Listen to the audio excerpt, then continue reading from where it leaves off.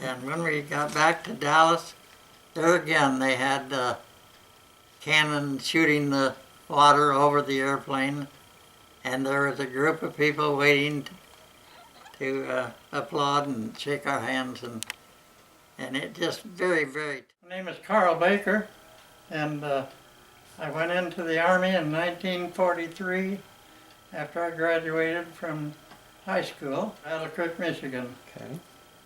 And I'm a Yankee by birth, but a Texan by choice. We came to Terrell in 1961 to be with the Texas Aluminum Fabricating Company. Okay. Here in Texas. I had to retire when I was 59, 88. Okay.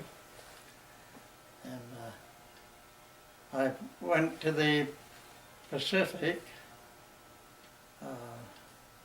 I arrived in Australia on my 19th birthday. Wow.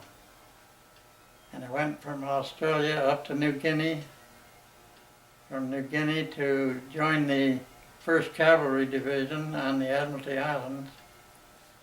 And then from there we invaded Leyte in the Philippines on October 20th. And after that campaign, we then invaded Luzon, and I was part of the group that liberated the Santa Tomas prisoners. The beach on Luzon, when I was chosen to ride a tank, since I carried a submachine gun, I was going to be a tank nurse on the dash up to Santa Tomas, which is just outside of Manila. And we called it the Flying Mare, wow, since we were cavalry.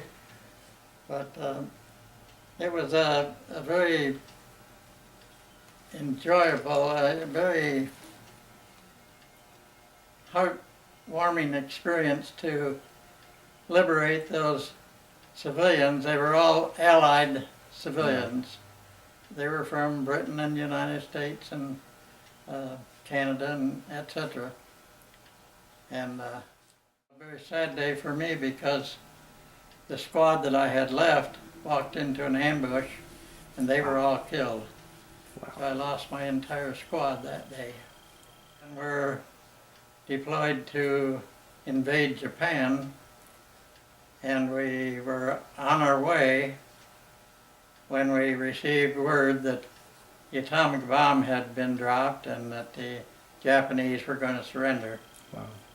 So the ship, and we landed into Japan. We weren't sure whether they were going to be friendly or not, but they were. They did Campaigns. Okay. And there's the Bronze Star and the Combat Infantryman's Badge, Okay. which very proud of that. And I have 2 bronze arrowheads on the Pacific campaign. Those are for initial landings.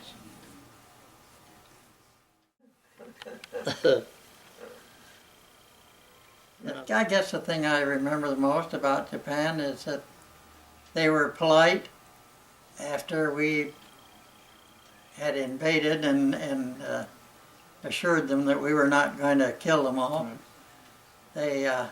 They were very polite. Yeah, they turned their backs to us. We thought it was a sign of being, that was a way of expressing respect. Huh? respect for us, that they, some pretty good firefights at that time. And then when we invaded Luzon, the war just started to wind down, kind of, although we had a tremendous firefight at the Rizal Stadium. We had a monkey named Gus that we had liberated from the Japanese, and my buddy Tom Barrett lived in Detroit, and he was going to bring Gus home When he got on board ship, they told him they couldn't take anything home like that, living, Wow. and they threw it overboard. Oh. Well, Tom's father was a newspaper man with the Detroit Free press. Free Free Press. press? Wow. So they had quite a write-up about the Navy throwing a soldier's pet overboard. Wow. We met a lot of nice people. There's I would imagine. Wow. when I went on my trip to Washington D.C., I met so many nice people that still remembered or honored us that were in World War II. Honor Flight is a group that was organized a few years back when they took a study and found that not many World War II veterans were coming to Washington, D.C. to see the World War II memorial. A good share of us just could not afford the trip. Called them the Honor Flight, and they took every World War II veteran that wanted to go to Washington, D.C. They're still in the process. But from all over the country, not just in Dallas, but all over the country, there are groups of people, Honor Flight people, and it's free to the veteran, and every veteran has assigned to him a person called your guardian.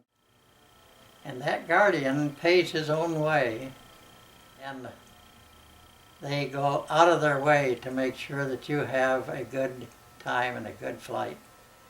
When we landed in Washington, D.C., they had water flowing over the airplane. They had trucks with water shooting over the plane.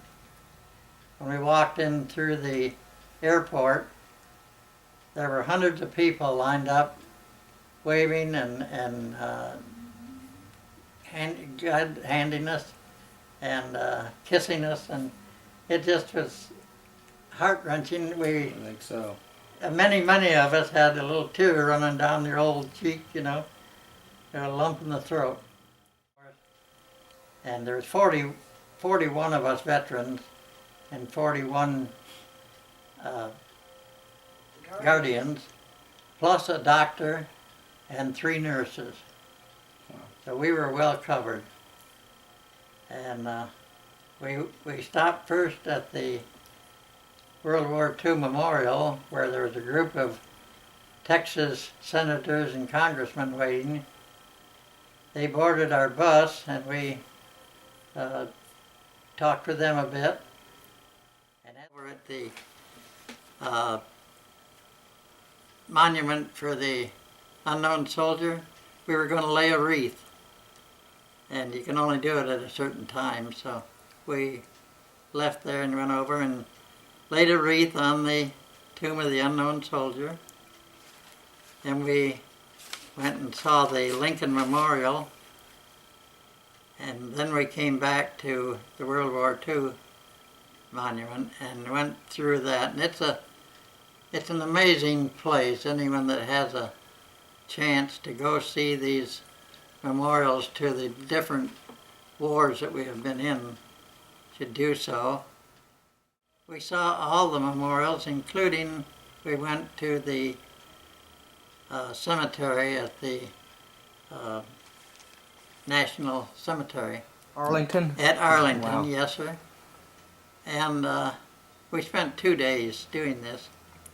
And that is the most, what word could I say is that it impressed me the most of anything are the rows after row after row of white crosses. They covered field after field, and it brings home the cost of war. War and the cost of freedom. Freedom is not free. And I hope people realize that how many people sacrificed their lives so that we can live in a free country, and it just amazing the price that is paid. But the trip itself was very well handled, and we had a wonderful time. When we boarded the plane to come back to Terrell, back to Dallas, each one of us was given a package of letters. We said, you remember when we were in the service, the most important thing we looked forward to was mail call. And so they had a package with letters in there for each one of us, from friends, from school children we didn't know, Wow. from people we didn't know. I alone received 68 letters. How many good people there are in this country that still believe in our freedom and are willing to put forth themselves to further the freedom of this country. I know I lost one grandson in Afghanistan, and another grandson was blown up in Afghanistan, but is still living and still in the service, giving their all and making sure that we have freedom. Yes, it's Wow. right next door. Wow. They had Joe Lewis. a while Joe back, Lewis. He was 26, and he had left his wife and little baby. She was just a newborn baby. Wow. Still in the Army, waiting a medical discharge. Both of them got blown up by IEDs. In the water over the airplane, and there was a group of people waiting to applaud and shake our hands, and it just very, very touching. And people, I think, don't realize how many good people there are in this country.